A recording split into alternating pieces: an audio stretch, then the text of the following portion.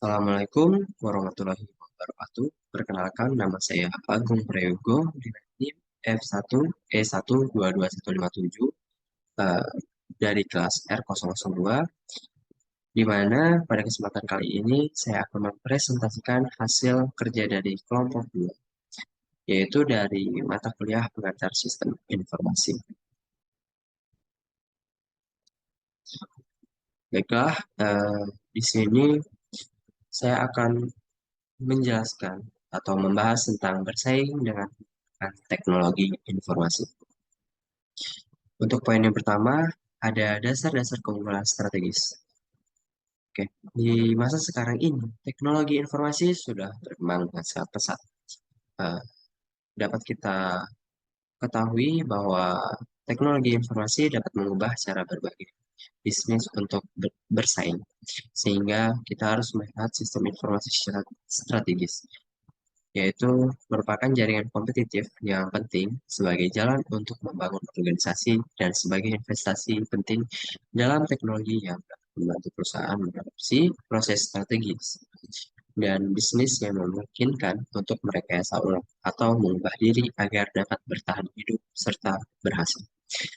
Kemudian, untuk definisi sistem informasi secara strategis ini adalah sistem informasi yang mendukung atau membentuk posisi kompetitif dan strategi dari perusahaan bisnis dengan menggunakan teknologi informasi untuk membantu organisasi memperoleh suatu keunggulan yang kompetitif, mengurangi kelemahan kompetitif, atau untuk memenuhi tujuan strategis dari sebuah perusahaan.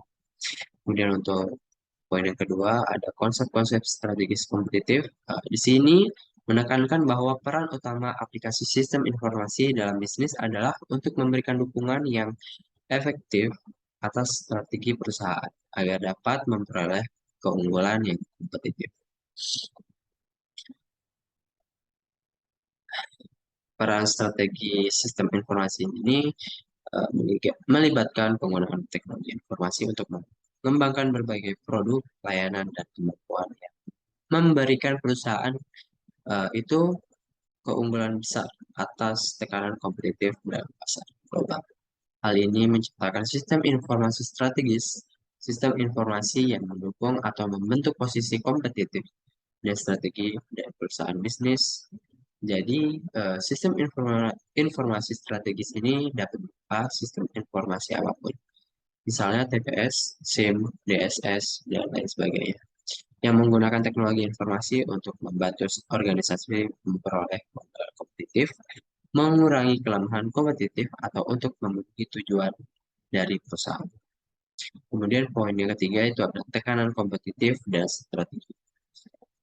Adapun tekanan kompetitif itu dapat berupa persaingan dari para pesaing dalam industri, ancaman pemain baru dalam industri dan pasarnya, ancaman yang dihadapi karena adanya produk pengganti yang dapat mengambil pangsa pasar, kemudian daya tawar pelanggan dan daya tawar pemasok. Kemudian 5 strategi kompetitif dasar terdiri dari strategi kepemimpinan dalam biaya, strategi diferensiasi, strategi inovasi, strategi pertumbuhan, dan strategi persekutuan. Kemudian strategi dasar penggunaan teknologi informasi dalam bisnis. Yang pertama, biaya yang lebih rendah.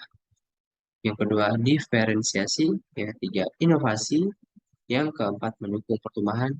Dan yang kelima, mengembangkan persekutuan.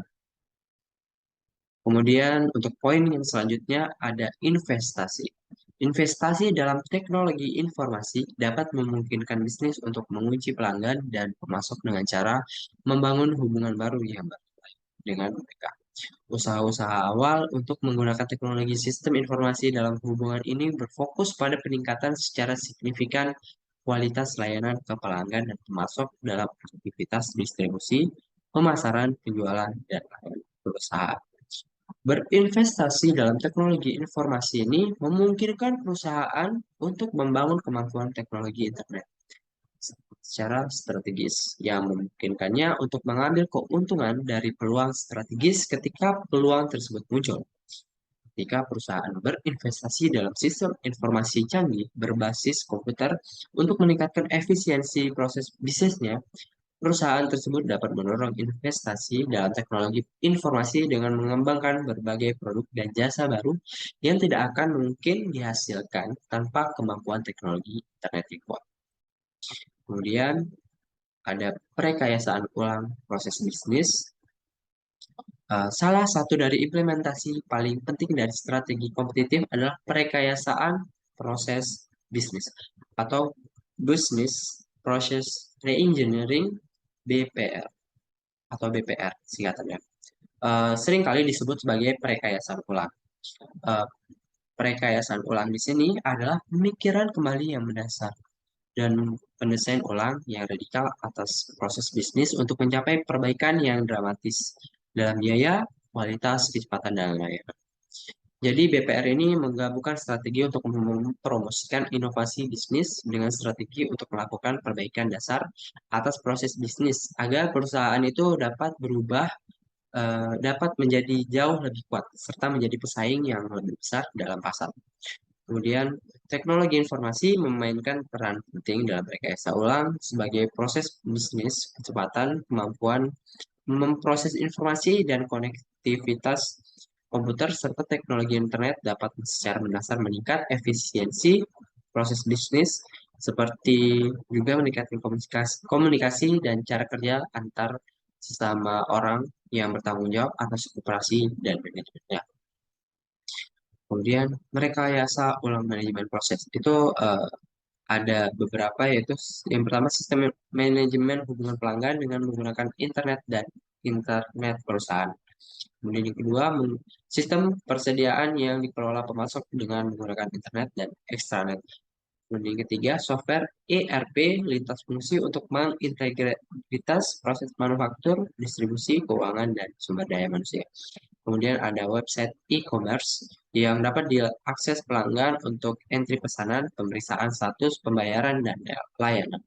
Kemudian yang terakhir ada database pelanggan produk dan status pesanan yang diakses melalui internet dan extranet oleh para karyawan dan pemasok. Kemudian cara menjadi perusahaan yang lincah.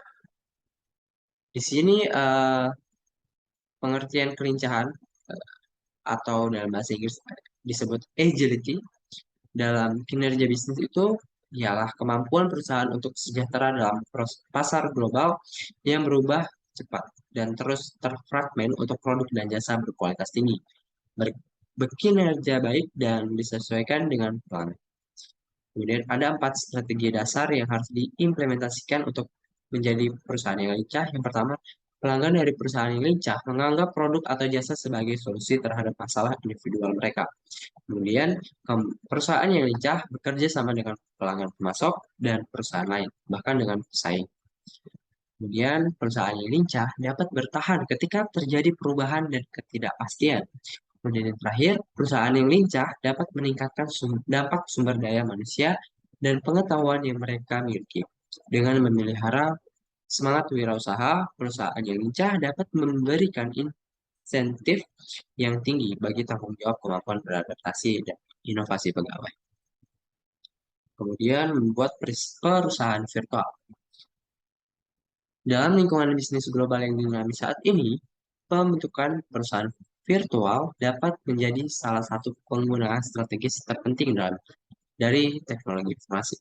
Perusahaan virtual ini juga disebut korporasi virtual atau organisasi virtual adalah organisasi yang menggunakan teknologi informasi untuk menghubungkan banyak orang, organisasi, aktiva, dan ide.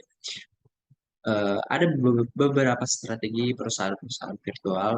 Yang pertama itu saling membagi infrastruktur dan risiko dengan mitra aliansi. Yang kedua menghubungkan kompetensi inti dan yang saling melengkapi. Yang ketiga mengurangi waktu konsep kekas melalui saling berbagi. Yang keempat meningkatkan fasilitas dan cakupan pasar. Dan yang kelima berimigrasi dari menjual produk ke menjual solusi. Kemudian membangun perusahaan yang dapat menghasilkan pengetahuan. Oke. Perusahaan yang berhasil adalah perusahaan yang secara konsisten membuat pengetahuan baru atau menyebarluaskan di seluruh organisasi dengan cepat memasukkannya ke dalam pengetahuan serta penyebar. Perusahaan yang dapat menghasilkan pengetahuan menggunakan dua jenis pengetahuan. Yang pertama itu adalah pengetahuan eksplisit,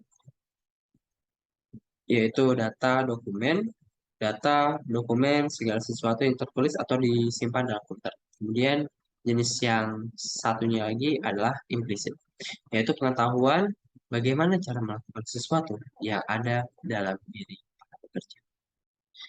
Kemudian yang terakhir ada sistem manajemen pengetahuan. Sistem manajemen pengetahuan yaitu untuk mengelola pembelajaran organisasional dan cara melakukan bisnis. Tujuan dari sistem ini adalah untuk membantu para pekerja menciptakan, kemudian mengatur dan memungkinkan tersedianya pengetahuan bisnis yang penting. Perusahaan yang dapat menghasilkan pengetahuan tersebut berusaha untuk mengintegrasikan pengetahuannya ke dalam berbagai proses bisnis, produk dan jasa. Hal ini dapat membantu perusahaan tersebut untuk menjadi eh, lebih menyediakan ya suatu inovatif yang lincah dan menjadi pesaing yang berat dalam pasar. Oke, demikianlah hasil presentasi dari saya. Jika ada pertanyaan, silahkan tinggalkan di kolom komentar dan saya akan menjawab satu persatu dari pertanyaan kalian. Baik, saya akhiri. Wabillahi taufiq wal hidayah. Assalamualaikum warahmatullahi wabarakatuh. Terima kasih.